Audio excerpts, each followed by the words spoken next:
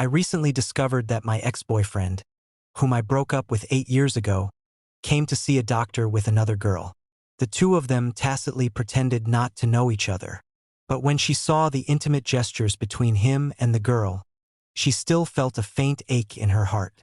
After all, that kind of tenderness used to belong to her alone.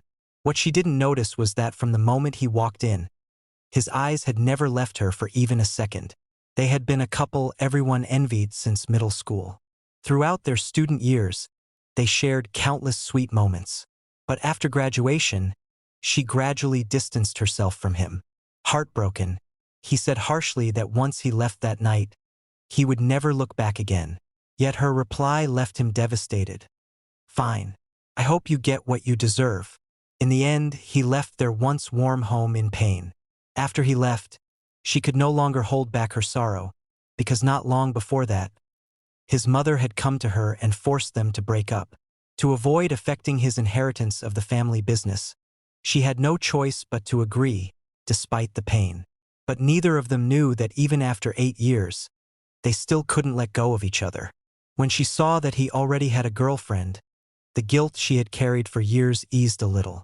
What she didn't know was that the injured girl was actually just his cousin. She thought this meeting would be just a brief crossing in life, but unexpectedly, she ran into him again during a blind date. What a coincidence, Dr. Jiang. Yeah, quite a coincidence. Her blind date immediately recognized that the man was a CEO and quickly tried to flatter him, even handing over his business card to get close. In private, the blind date asked her to help introduce him, since connections mattered a lot in the legal profession. He even pretended to be polite, asking her not to think of him as someone who fawns over the powerful. She calmly said she understood, but honestly, she had no intention of continuing to see him.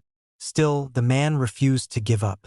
Standing outside the hotel, he couldn't help staring at her beauty, and eventually reached out inappropriately.